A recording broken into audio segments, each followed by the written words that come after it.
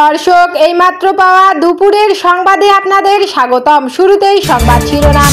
শুরুতেই জানাবো, ধর্মকে রাজনীতির বাইরে রেখে উন্নয়নের মাধ্যমে ইমানের প্রমাণ দিয়েছেন শেখ হাসিনা।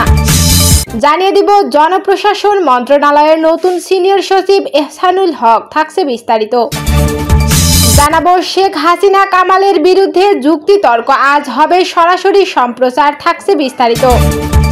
সর্বশেষ জানাবো, গুঞ্জনকে ছাপিয়ে গেল বাস্তবতা, দেশেই গ্রেপ্তার হলেন 120 শীর্ষ নেতাকর্মী। সুপ্রিয় দর্শক, এতক্ষণ শুনছিলেন সংবাদ শিরোনাম, এবারে জানাবো বিস্তারিত। তার আগে অনুরোধ থাকবে, ভিডিওটি ভালো লাগলে এবং আপডেট সংবাদ পেতে চ্যানেলটি সাবস্ক্রাইব করুন। ধন্যবাদ।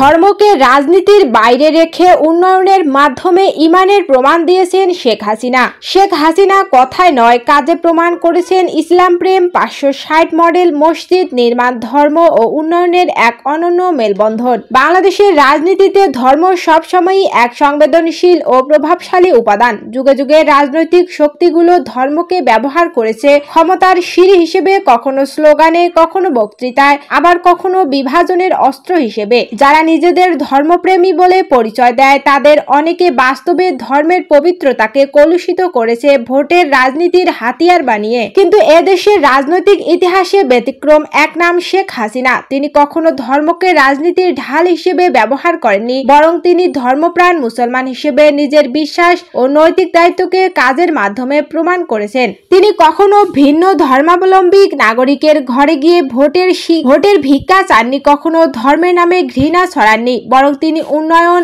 ঐক্য ও ন্যায়ের মাধ্যমে দেখিয়েছেন ইসলামের চেতনা কথায় নয়, বাস্তব কর্মে প্রতিষ্ঠিত হয়। ধর্মীয় অবকাঠামোয় ঐতিহাসিক দৃষ্টান্ত শেখ হাসিনার নেতৃত্বে দেশের 64 জেলায় নির্মিত হয়েছে 560টি মডেল মসজিদ ও ইসলামিক সাংস্কৃতিক কেন্দ্র।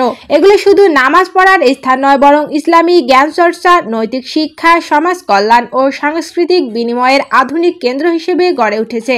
বিশ্বের কোনো মুসলিম সংখ্যাগরিষ্ঠ দেশই এমন বিশাল পরিসরে সরকারিভাবে একসঙ্গে এত মসজিদ নির্মাণের নজির নেই। এটি শুধুমাত্র একটি উন্নয়ন প্রকল্প নয়, এটি ধর্মীয় পুনর্জাগরণ, সাংস্কৃতিক ঐক্য ও জাতীয় চেতনার বাস্তব প্রতিফলন। এই উদ্যোগ প্রমাণ করে শেখ হাসিনা শুধু রাজনৈতিক নেতা নন, তিনি ইমানদার রাষ্ট্রনেত্রী, যিনি ইসলামী মূল্যবোধকে উন্নয়নের মূল স্রোতে যুক্ত করেছেন। দুঃখজনকভাবে একই সময়ে দেশের কিছু রাজনৈতিক দল ও নেতা ধর্মকে ব্যবহার করছেন বিভ্রান্তি ছড়ানোর হাতিয়ার হিসেবে। বক্তৃতায় ধর্মের ঝুলি, কিন্তু বাস্তবে স্বার্থের রাজনীতি। এই দিকচারিত্রা এখন জনগণের কাছে স্পষ্ট। ধর্মপ্রাণ মানুষের বিশ্বাসকে ব্যবহার করে যারা ভোটের বাণিজ্য করে, তারা প্রকৃত অর্থে সমাজ বিভেদ, ঘৃণা ও অবিশ্বাসের বীজ বপন করছে। ইসলামের মর্মবাণী ন্যায়, সংযম ও সততার উপর প্রতিষ্ঠিত।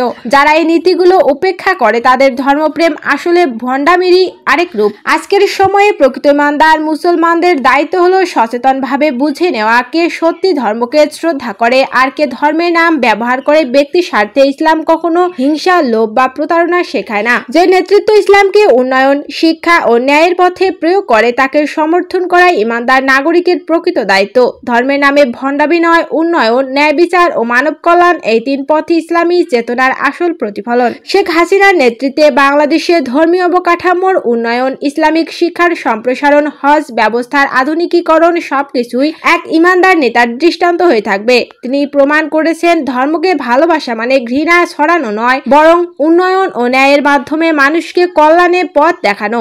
আজ তাই বলা যায়, শেখ হাসিনা কথায় নয়, কাজে প্রমাণ করেছেন ইসলাম প্রেম। এটাই এক আধুনিক রাষ্ট্রনায়কের ইমানের প্রকৃত প্রকাশ।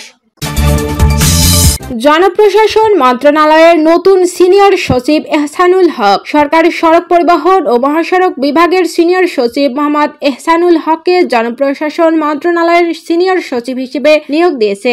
জনপ্রশাসন মন্ত্রণালয় থেকে জারি করা এক প্রজ্ঞাপনে জানানো হয়, তাকে চুক্তিভিত্তিক নিয়োগ দেওয়া হয়েছে। প্রজ্ঞাপনে আরো বলা হয়, জনস্বার্থে জারি করা এই আদেশ অবিলম্বে কার্যকর হবে। উল্লেখ্য, এর আগে জনপ্রশাসন মন্ত্রণালয়ের সিনিয়র সচিব মোহাম্মদ মোখলেসুর রহমানকে গত 21 সেপ্টেম্বর পরিকল্পনা কমিশনের সদস্য হিসেবে বদলি করা হয়। সেদিনই তিনি বিদায় নেন। তার বিদায়ের পর থেকে গুরুত্বপূর্ণ মন্ত্রণালয়ের পূর্ণ সচিব ছিলেন না।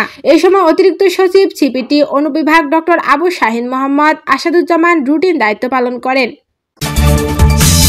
শেখ হাসিনা কামালের বিরুদ্ধে যুক্তিতর্ক আজ হবে সরাসরি সম্প্রচার। জুলাই আগস্ট আন্দোলনে সংগঠিত মানবতা বিরোধী অপরাধের মামলায় সাবেক প্রধানমন্ত্রী শেখ হাসিনা ও সাবেক স্বরাষ্ট্রমন্ত্রী আসাদুজ্জামান খান কামাল সহ 3 জনের বিরুদ্ধে যুক্তিতর্ক উপস্থাপন শুরু আজ।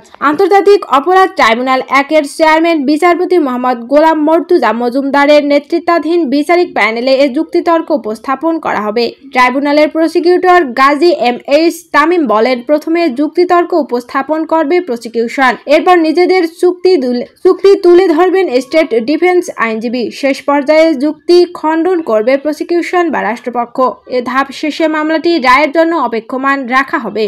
তবে ট্রাইব্যুনালের অনুমতি সাপেক্ষে যুক্তিতর্ক উপস্থাপন সরাসরি সম্প্রচার করা হবে। গত 8 অক্টোবর মামলার মূল তদন্ত কর্মকর্তা মোহাম্মদ আলমগীরকে তৃতীয় দিনের মতো জেরা শেষ করেন শেখ হাসিনা ও কামালের পক্ষে রাষ্ট্রনিযুক্ত আইনজীবী মোহাম্মদ আমির হোসেন। এরপর যুক্তিতর্কের জন্য দিন নির্ধারণ করেন ট্রাইব্যুনাল 1-এর চেয়ারম্যান বিচারপতি মোহাম্মদ গোলাম মর্তুজা মজুমদারের নেতৃত্বাধীন 3 সদস্যের বিচারিক প্যানেল। মামলার অন্যতম আসামি সাবেক আইজিপি চৌধুরী আব্দুল্লাহ মামুন ও 36 নম্বর সাক্ষী হিসেবে সাক্ষ্য দিয়েছেন। নিজের দায় স্বীকার করে আগেই হয়েছেন রাজসাক্ষী। এছাড়া সাক্ষীদের জবানবন্দিতে গত বছরের জুলাই আগস্ট আন্দোলনে দেশ জুড়ে হত্যাযজ্ঞ চালানোর বিভৎস বর্ণনা উঠে এসেছে। আর এসবের জন্য দায়ী করে শেখ হাসিনা কামাল সহ জড়িতদের দৃষ্টান্তমূলক শাস্তি চেয়েছেন শহীদ পরিবার ও প্রত্যক্ষদর্শীরা। গত 10 জুলাই শেখ হাসিনা কামাল ও মামুনের বিরুদ্ধে আনুষ্ঠানিক অভিযোগ গঠন করে বিচার শুরুর আদেশ দেন ট্রাইব্যুনাল। এ মামলায় তাদের বিরুদ্ধে মানবতা বিরোধী অপরাধের 5টি অভিযোগ আনে প্রসিকিউশন। আনুষ্ঠানিক অভিযোগ মোট 8747 পৃষ্ঠার। এর মধ্যে তথ্যসূত্র 2018 পৃষ্ঠার, জব্দ তালিকা ও দালিলিক প্রমাণাদি 4005 পৃষ্ঠার ও শহীদদের তালিকার বিবরণ 2724 পৃষ্ঠার। সাক্ষী করা হয়েছে